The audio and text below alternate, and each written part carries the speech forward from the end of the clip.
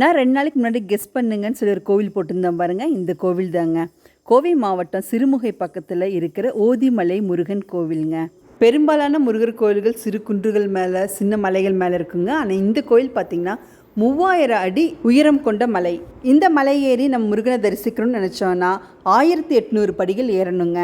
ஸ்தல வரலாறு பார்க்கலாங்க. படைக்கும் தொழில் செய்கிற பிரம்மனுக்கு உயிர்கள் உருவாக மூலமாக இருக்கும் பிரணவத்திற்கான பொருள் தெரியல, அதனால் அவரை முருகப்பெருமான் சிறையில் அடைக்கிறாரு. இந்த கதை நமக்கு தெரியும் இல்லைங்க. அதோடு பிரம்மன் செய்து வந்த படைப்பு தொழிலை தானே செய்கிறாரு. அவர் தனது படைப்பு தொழிலை செய்வதற்காக தேர்வு செஞ்ச இடம்தான் இந்த ஓதிமலை அப்படின்ட்டு வரலாறு சொல்லுதுங்க.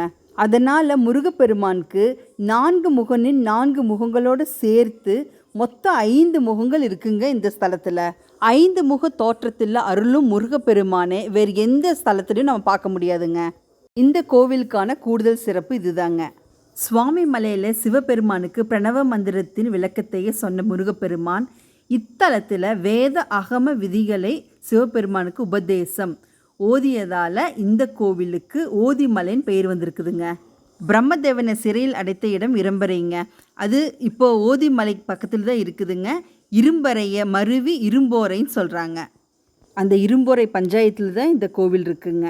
போகருக்கு பழனிக்கு போகிறதுக்கு வழி காமிச்சது முருகப்பெருமான் இந்த இடத்துல இருந்துட்டு தான் சொல்கிறாங்க.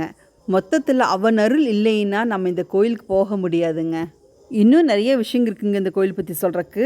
இந்த கோவில் பார்த்திங்கன்னா திங்கள், செவ்வாய், வெள்ளி, சஷ்டி, கிருத்திகை, அமாவாசை, பௌர்ணமி அன்றைக்கி மட்டும்தான் திறந்துருப்பாங்க. 1800 படிக்கட்டுகள் சுலபமாக ஏறிடலான்னு மட்டும் நினச்சிட வேண்டாங்க.